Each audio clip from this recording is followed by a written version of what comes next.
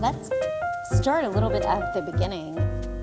Do you remember your earliest memories of being creative, being an artist in some way?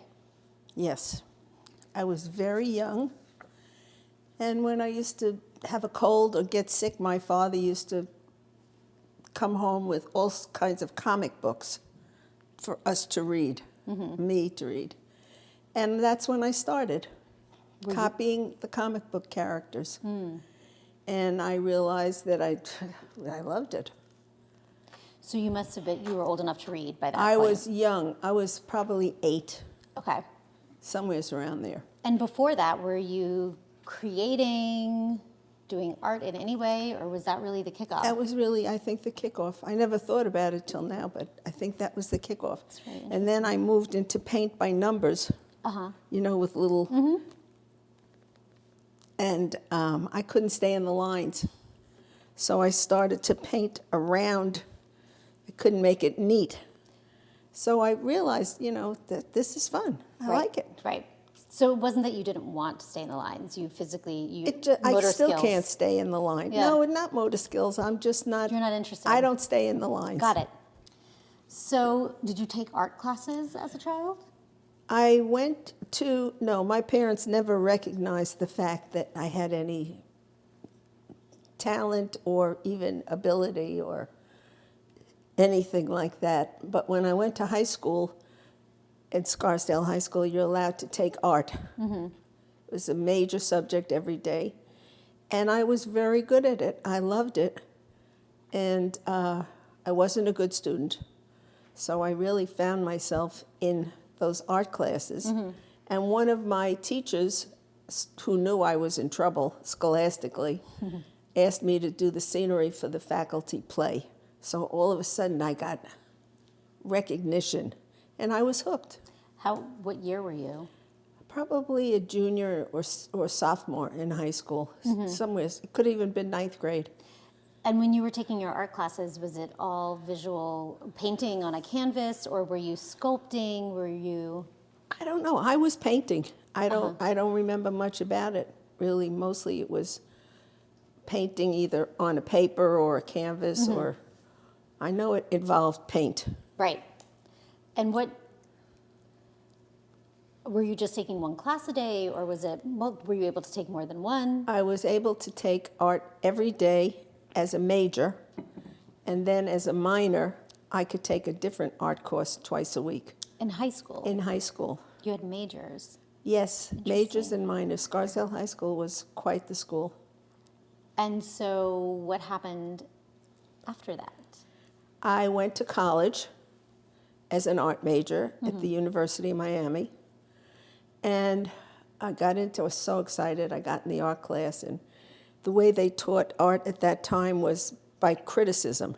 No, that's wrong. No, that doesn't look good. Change it. So I lasted 3 weeks in college, and I left school. What did your parents say? They didn't know. Oh, interesting. They didn't know. I was able to stay in Miami because I had learned everything in Scarsdale High School, so I could pass every test and not go to school. Oh, you didn't go to class, but you stayed in... I stayed in Miami because there was in a the beach. university. Okay. So you were still enrolled? Yeah. And I finished my first year, but I was never in a class, and I certainly wasn't in an art class. And then what? Well, soon after that, I got married, and I also, after I was feeling more confident about my art skills, I went to School of Visual Arts. I went to the New School. I went to SUNY Purchase, the Art Students League. And I took all kinds of courses because as soon as I wasn't afraid to be criticized or show that I didn't know what I was doing, it all worked. So was it a similar model to what was in Miami? No, Miami Was a very bad choice. It wasn't, I mean, when you go independently to different courses, it's a different story. You're with peers and you're with fellow artists, and just it's different. You're there because you want to be there. Right, right. But- And so, but you said once you're comfortable enough to be criticized. So was Well, it a different type of critique? Yes, totally different. Okay. Totally different. It's not on a college level. This was I was already in Got my it. 30s. Okay. Because in the beginning I was too busy having children. 3, right? I had 3 before I was 26. My God. Wow. Young. I got married at 20, Wow. 19. That's how it was done in my family. Mm-hmm. If you weren't married by 18, Wow. you were. It's a problem. So you were old at 20.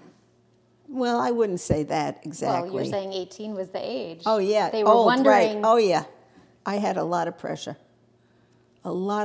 and I buckled. I met Julie's father. Yeah, I took a bullet, right, for my children. It was on a very small scale, but I liked it. I liked making money. I liked sales. I really love business.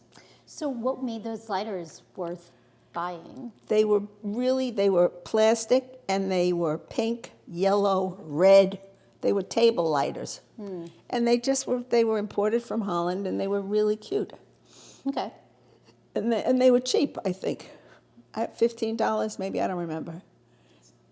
Then I went in I had a collection of antique vessels, bowls. And I went and I bought a ton of plastic fruits and vegetables. And I put together centerpieces that I also sold. I didn't have an official business until I went into the needlepoint business, which also happened by chance. I was in a doctor's office. Well, actually, I needed something to work on, and I couldn't find a needlepoint kit that I liked. So I bought a piece of canvas, and I drew something on it, and I bought some yarn at a local store. And I was sitting in a doctor's office, and a friend of mine was there with her children, and she said to me, "Gee, I love that needlepoint. Where'd you get it?" And I said, "Well," I said, "I made it." And she said, "Would you make me one?" And I said, "Sure, it'll cost $12.95, but I'll be glad to make you one." And that started my business right there. So at that point, were you still selling the plastic fruits? No, that was just a little aside. that was really when I was very first married. I was bored, I Yeah. guess. What did you do with the money? Probably spent it. Okay. I didn't know if you were saving up for something. No. It was never that much of a money maker. It was more of something I enjoyed doing and was able to express myself with the fruits. I Yeah. sold to my aunts, to my cousins, whoever would buy it. So I don't think I even have pictures of that. I don't remember. My mother-in-law, her friends, they all bought from me.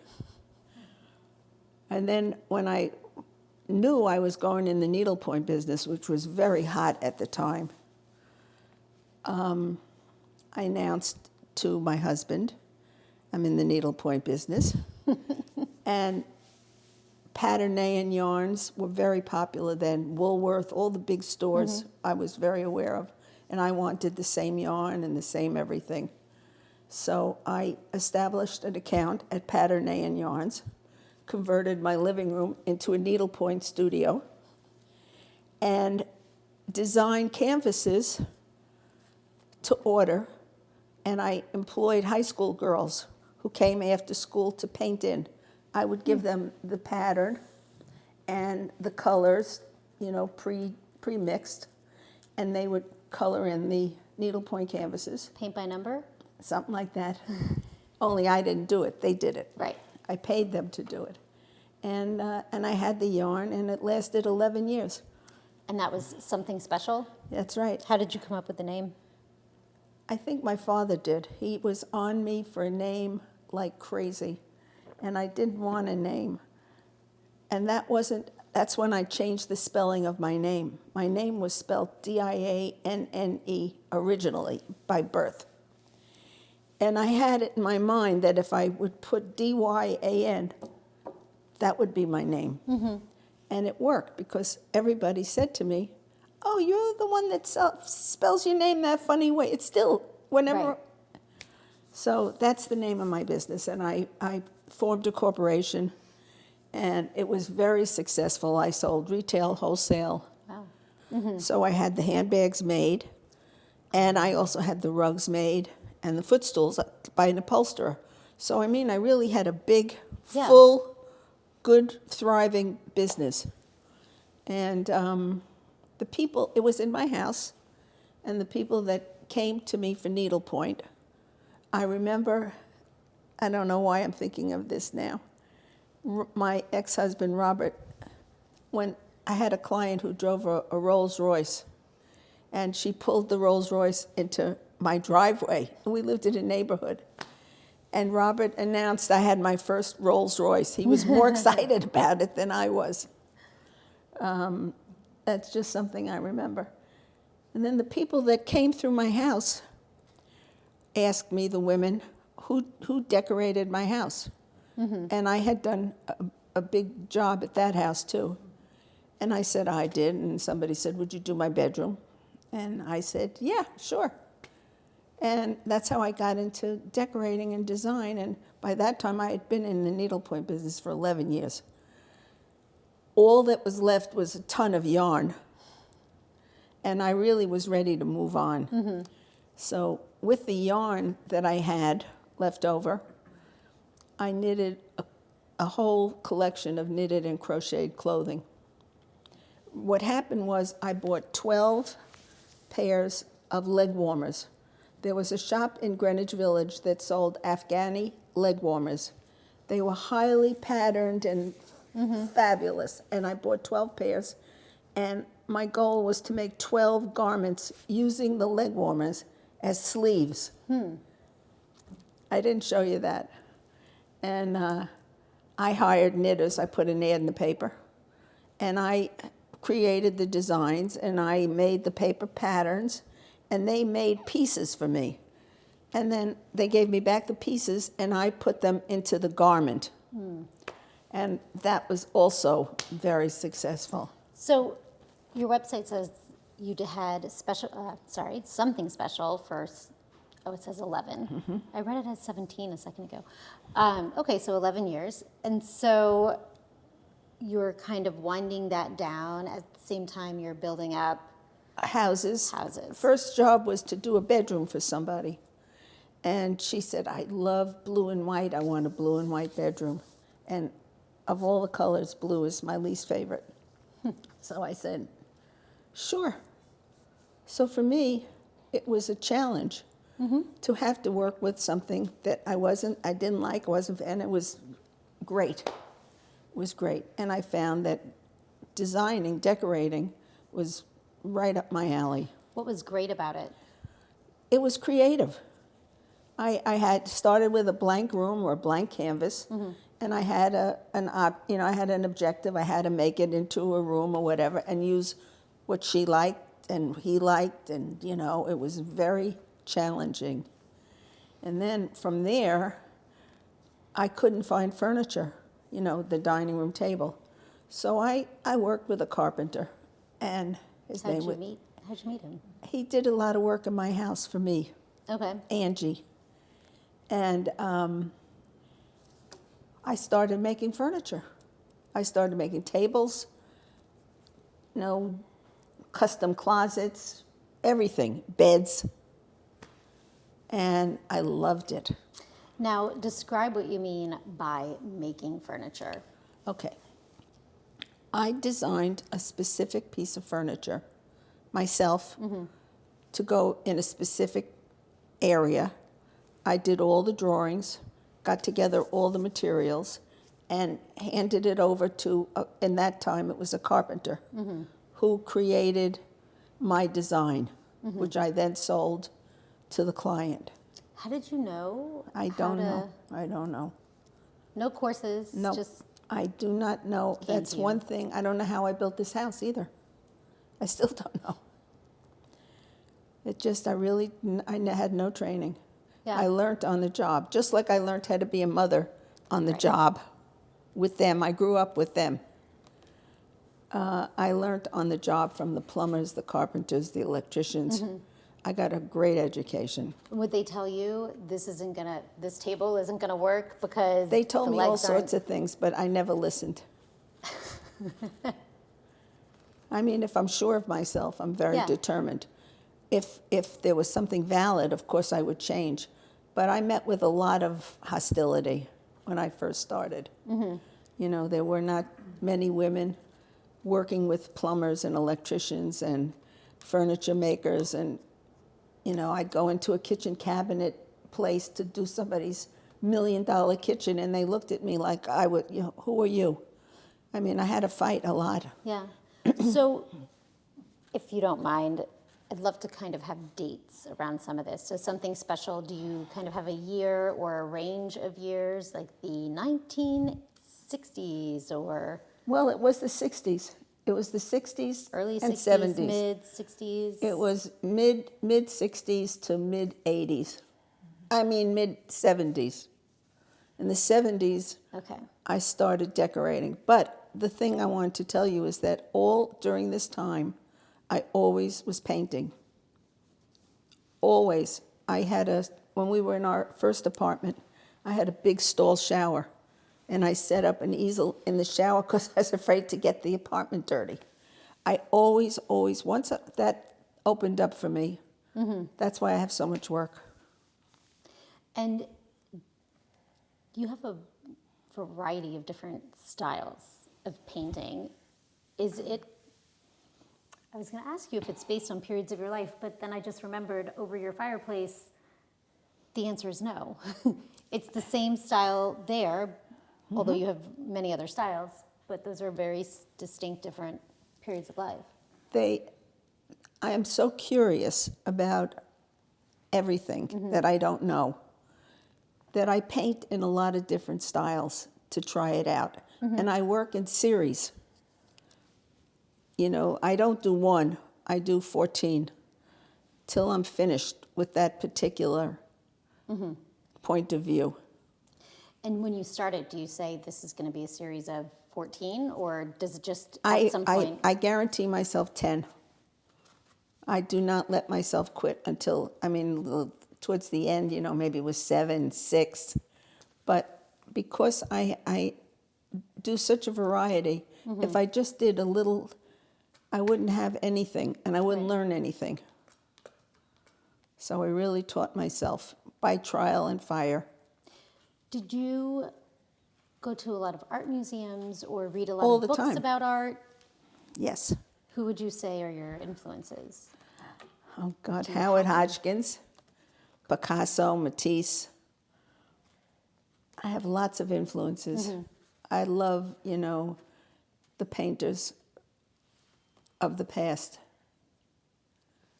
And I have you saw upstairs, I have a whole library of art books up there. And that's decorating too. Decorating books are in my guest room, in that whole bookshelf. This was all before computer Right. of any kind. I had an office in Rye. I did stores in Rye. And this was all under just, would this be Rosecliff?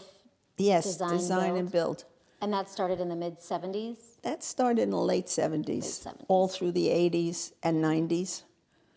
I built this house in 95. But I think you were Dyan Rosenberg Inc. for a while. Before I was Dyan Rosenberg Inc. all the time. All the time. And this That was my under- corporation, right. yeah. Dyan Rosenberg Inc. started with Something Special? I Or with guess the so. cigarette lighters? No, something special. Because I was doing business, I had to file taxes, sales tax. Yep. So I formed a real business with something special. What did your friends think, especially in the beginning, in the mid-1960s, where most women were not working? They were amazed. Did they ask you why, or were they just like, this is really amazing? My painting and everything, I'm basically a very private person. You know, what I do for myself and my family. So I don't even have, you know, my friends supported me. They bought from me, Right. whether it was cigarette lighters or needlepoint, and I went on and designed their furniture and homes. So my friends were very positive. They became my patrons. Did you ever question, again, especially during that period of time, right? I mean, I think into the 70s is when women were really starting to enter the workforce by storm. Did you ever wonder, you know, why am I doing this? Or Never. no, it was always you. Did you feel fulfilled doing it? Oh, very. I was very much, I was part of the women's movement back in the 60s, Right. which helped me. It propelled me. Yeah. You know, it was like there were other women who thought like I did. And I did a lot during those years in terms of self-discovery and,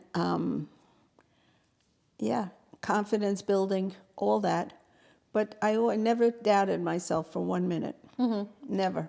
And was there any sort of outside, whether your husband or other men or even other women, like you shouldn't work? Or My any of that? husband, he's the first on the list, and if you notice, we're not married. My mother, Right, right. my grandmother. Interesting. My grandmother used to say, "Hey, Diane, what do you need it for?" She was on me like crazy. What did you say? I said, "I like it." Yeah. I mean, it was no argument. And my mother, they were never supportive of me. Her friends, my mother's friends, all became my clients. They all have needlepoint bags. And one day my mother said to me, "God, you really are talented." I said, "Thank you." I've gotten that too. I never, well,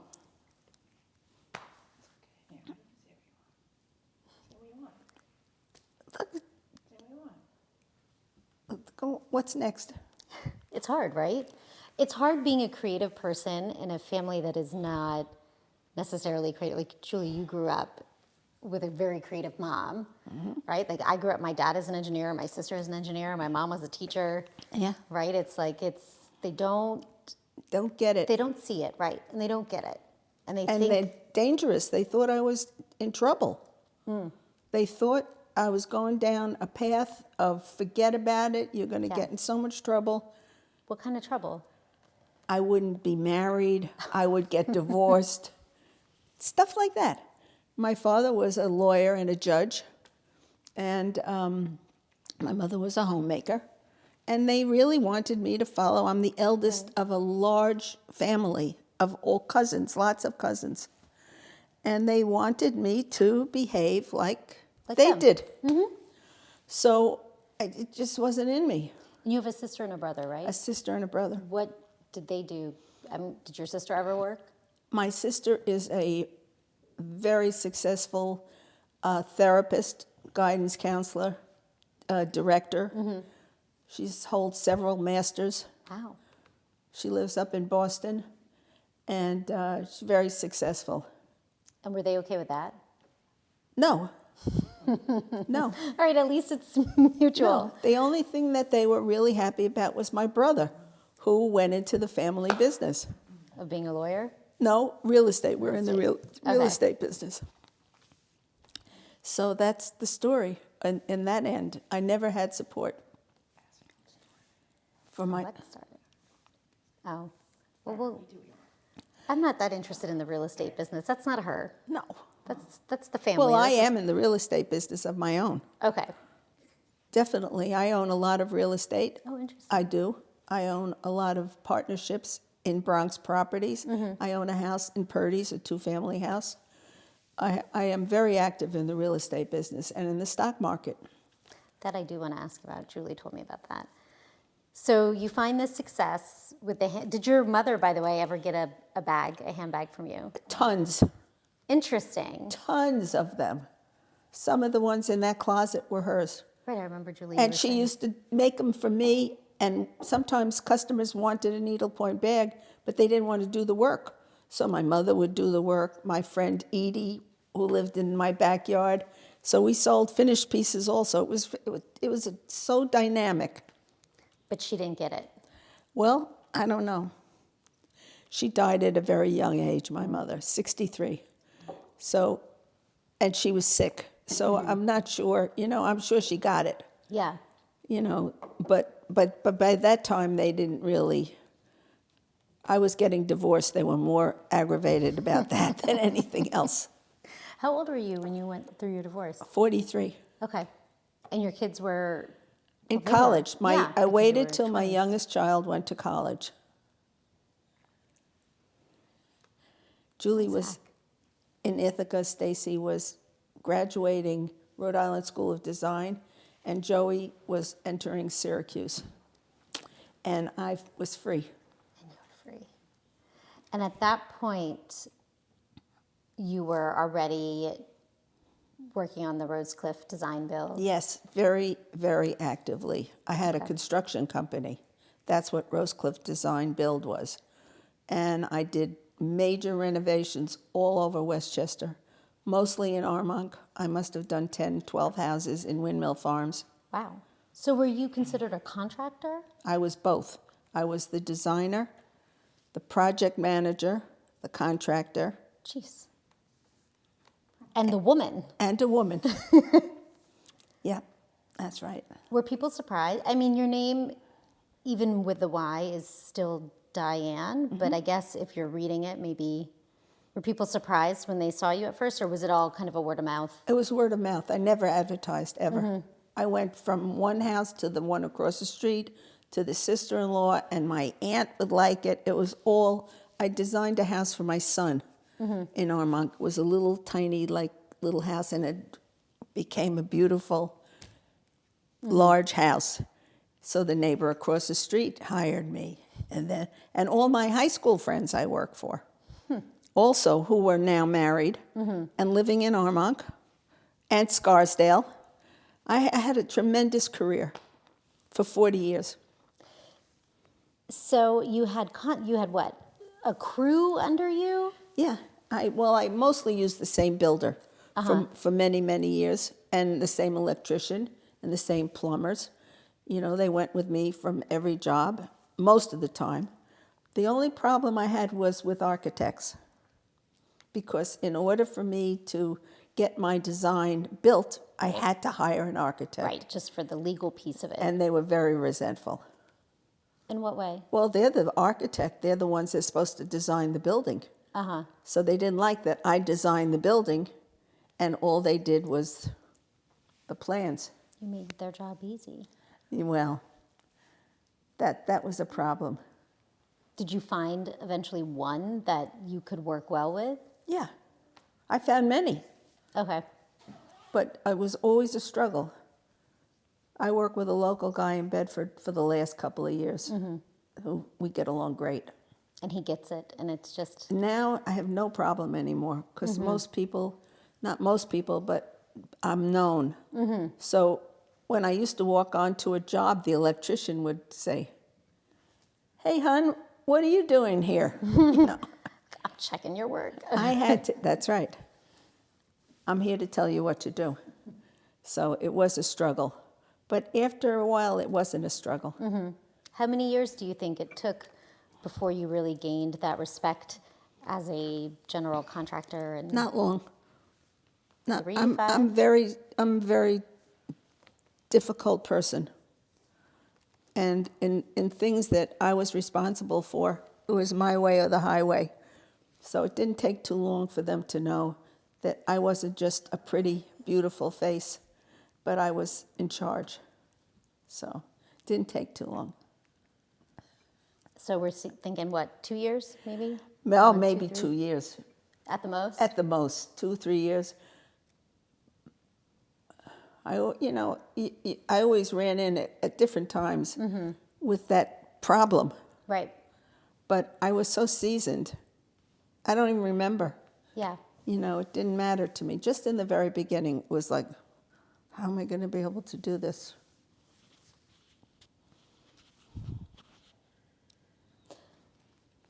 So we're doing Rosecliff Design / Build. Are you still painting on the side? When? Always. When? I had a studio in my house in Rybrook whenever I felt like it, you know. The weekends, it was easy for me just to go into I'm fast, you know. I always had time. It was my life. It was my breathing. More than anything else I did, it was my art, my own art, that fed me. So you're also raising kids, I was. because I don't want to assume, but I imagine you did more of the child rearing.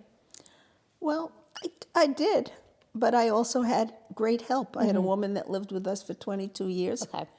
And Robert was a very good father. He was into his kids.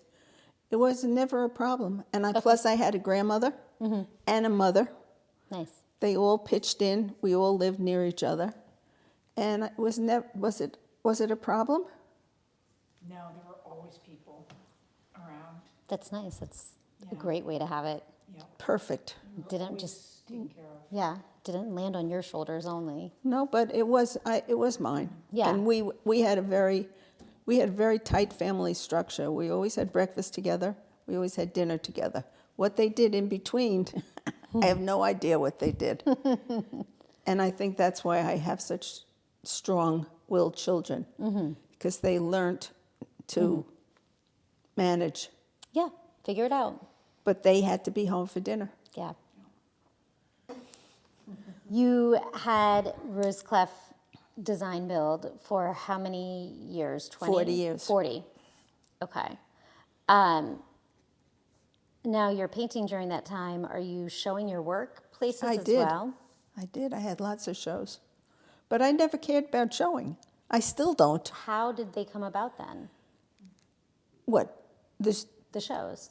I was asked to be in a show, or I was always active at the Katona Museum. I was the president of the Artist Association, like my daughter. And we had art shows, so I always entered the art shows. I had a gallery in Tarrytown, gave me a show. I owned 5 galleries myself. While you were doing, Yes. and so who was managing those galleries? Well, I always had partners. I always had partners. I had one in Greenwich that, My sister Stacy was your partner. yeah, Stacy was my partner. And we also took in work from other artists. He was called Dyan. Diane, and then Dyan was the furniture builder. and we sold furniture. That was the name of their line of furniture, was Dyan. Right. And then they named the gallery that And Angie is female? Male. He's a guy. Yeah, he's a carpenter. from like Portchester. Yeah. That was amazing. And then I had a gallery. So when you had 5 galleries all at the same time, or one would be No, open no, and one would over- be... Okay, over that whole period of, right. So you know. Greenwich, where else? Greenwich, I had Gallery Yellow at Yellow Monkey Village with Heidi and what was his name? I forgot his name. The graphic designer. We were 3 partners. We had shows all the time. Yeah, that was a good year. You know where the physician is? That office building opposite Gallery Yellow? The Okay. Eastern. Yeah, that was our gallery. It was Okay. called Gallery Yellow. And then I had something called 3 Friends that was with 2 other partners. We had a gallery in the bank, the North Salem Bank, the whole downstairs. Okay. And then I had a gallery with a man who was my partner. It was called the Art Couple. And that was where, 121 is? We had that building, was our building. What else did I? Arts. Arts. I had Arts, ARTS, Artists Ready to Sell, in Croton Falls, with 5 of my partners that were on my board at the Katona Museum. And we had the most fabulous gallery for 2 years in an old store. Yeah. You could do it. Are you a planner, or are you kind of like, I want to do this, and then you just do it and figure it out? So, Yeah. That's how I how we roll. are, That's how I roll. Right. That's how Justin and I are too. That's how I roll. Decisive. Yeah. It's decisive action. Sounds like fun. Everything. Sounds Yeah. interesting. Yeah. Let's go. Yeah. Interesting. Exactly. I've always been like that, though. Any regrets among any of the galleries or any of the little ventures that you put your fingers in? Nope, no regrets. Did you learn something from each thing you Absolutely. Everything I did, I learned and I developed. I was no one when I was a little girl. Really, I thought about it the other day when we were talking about my background. I don't even remember being. Where were you born? I was born in the Bronx, and my sister and I call our house the desert because there was nothing in the house. There was no art, there was no music, there were no books. There just were nothing. It was a lot of love, but nothing. And actually, I was different than a lot of the children because my father and my uncles owned the buildings that they lived in the Bronx. So I was like, that's the only thing I could remember. It wasn't a very friendly Yeah. childhood. When I moved to Scarsdale, it was a very, very difficult year. You were how old? It was 9th grade. Oh. And you found art. Thank Yeah, God for art. I did. I found it before, but I really found it. Right. But I had a very difficult adjustment. A terrible year.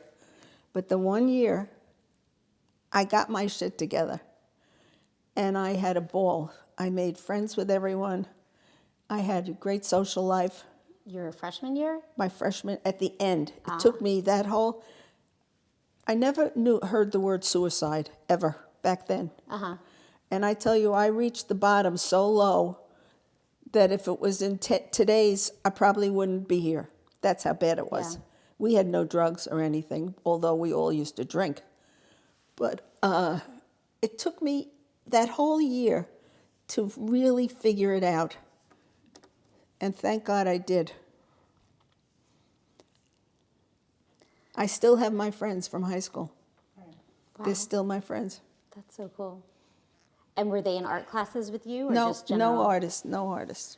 So tell me a little bit about the real estate. When did you start buying real estate? Oh, God. I guess when I was in my 40s, after I got divorced.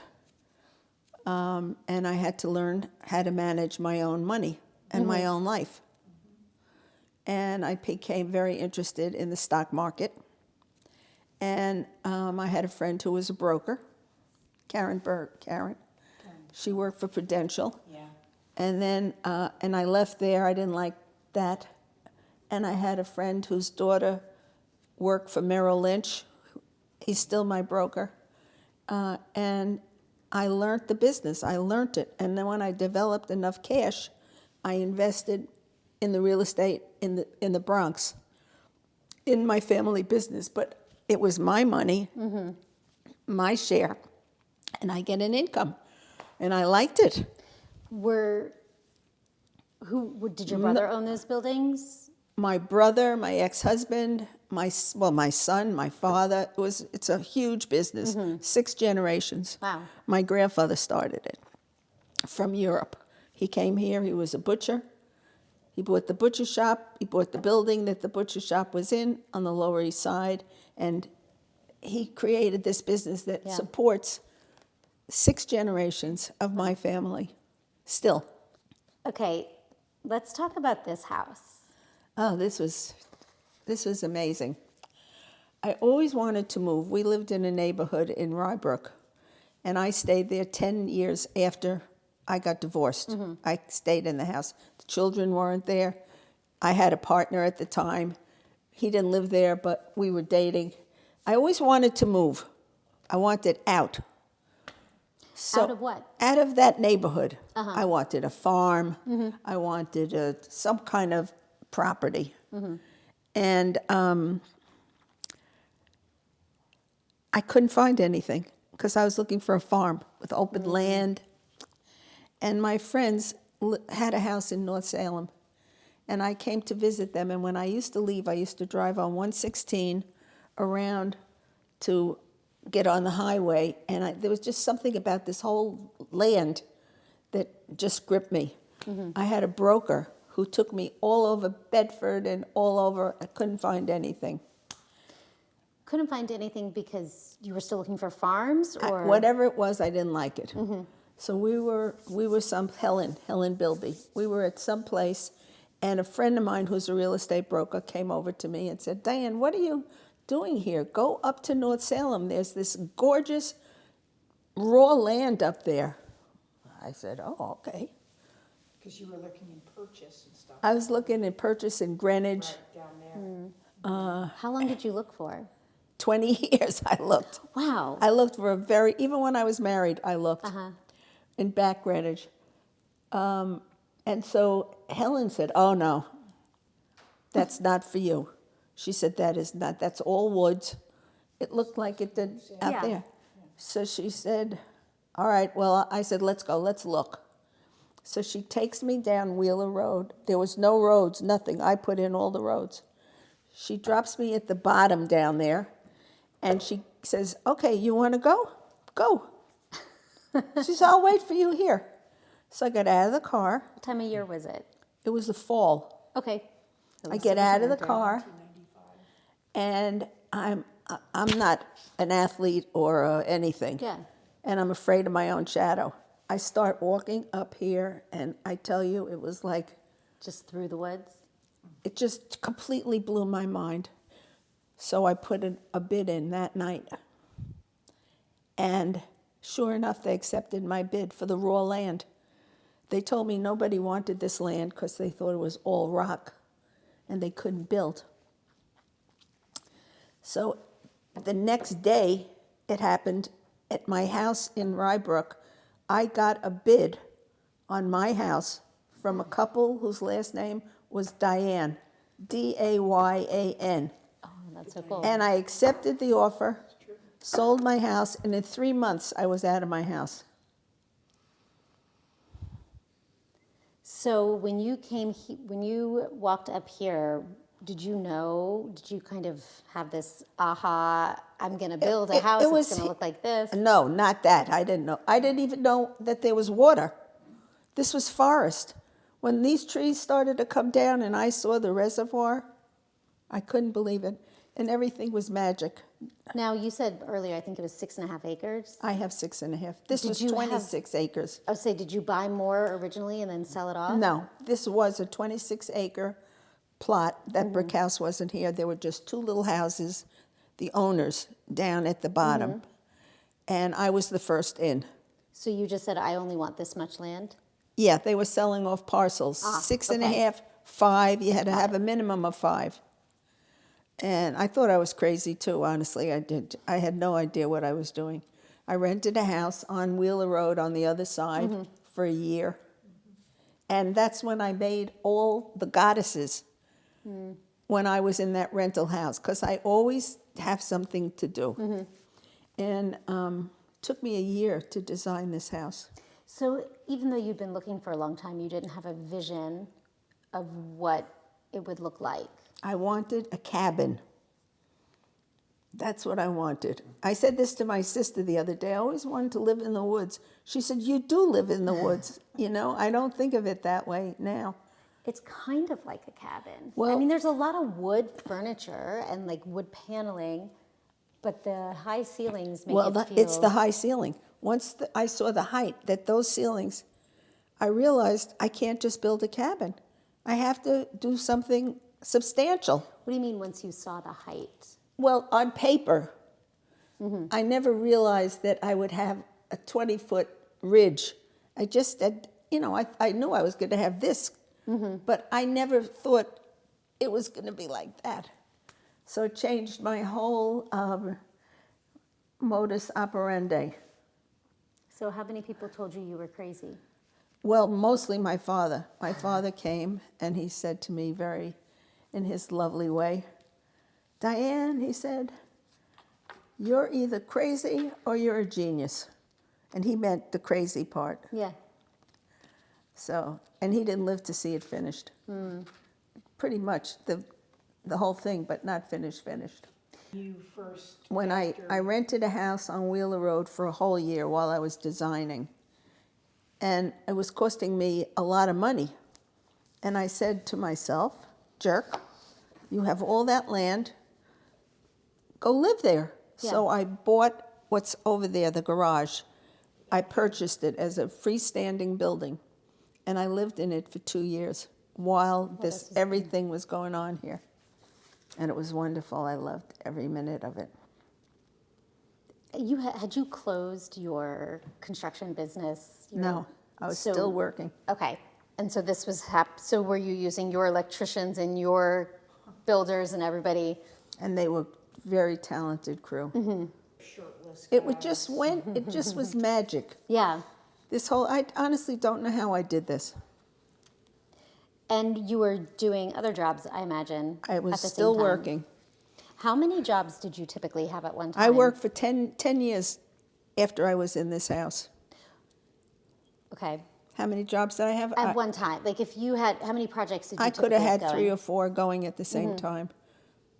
And how long did I know you started by just doing a bedroom or whatever, but did it end up being really that you were doing either new builds or rebuilding? I mostly? did.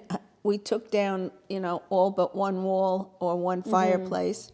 They were remodeling, but they were, Gutting. they weren't, just, well, they started out just, let's add a dining room. And then somebody said, if they did that, let's do this. Right. And to me, it's like sculpting. Yeah. It's a fantastic business. So how long did the projects typically take? that Oh, you at would- least a year or 2. So this was just normal, a year to do this Oh, house? yeah. This house went fast Yeah. because I only had me to deal with. Does it look like what you expected? Yes and no. Yes and no. I mean, in my wildest dreams, I never thought I would have a house like this. So better than you expected. Oh, better, much better. But still, I mean, I knew where I was going with it. Yeah. But it was the most exciting time of my life. So were you your best client? The best. Quickly, the Bethany Arts show is going to be in late March, early April, right? April 1st. April 1st. Oh, April Fool's Day. Yeah, it's going to be foolish. Are you creating any new work for it, or you're just going through the works you have? I'm just whatever I have. I'm not painting. I'm always doing something, but I'm not at the easel. I haven't been for a couple of years. So what are you always doing? I'm always knitting and crocheting. I'm always, doing some kind of little thing. I do a lot of cooking. I love to cook. And What do you love to cook? everything. And I love to bake too. It's like art. From scratch, right? Yeah. I bought a bread maker. And you have a pasta maker I have a pie. I don't ever use. I only use that for that. for art. I don't make my own pasta. But I'm learning how to. I'm just enjoying myself. Yeah, I like cocktails at 5, and dinner. I'm coming over. Absolutely. Gotta What do you- have Join the club. What's your favorite cocktail? vodka, Tito's, Just vodka. just vodka. That's not a cocktail. Well, it's cocktail hour. Okay. Tito's martini I drink. Okay. That's a cocktail. Oh, it's just in a martini glass, Yeah. straight up. Yeah. Oh, Well, we Just all. over-vermouth. just vodka. Okay. Got it. Sometimes I put a little gin in it. It's a great mix What's your dream at this point? to live. To live. To live here, to live. I have my dreams all came true already. I am a very, very lucky woman. I am very, very lucky.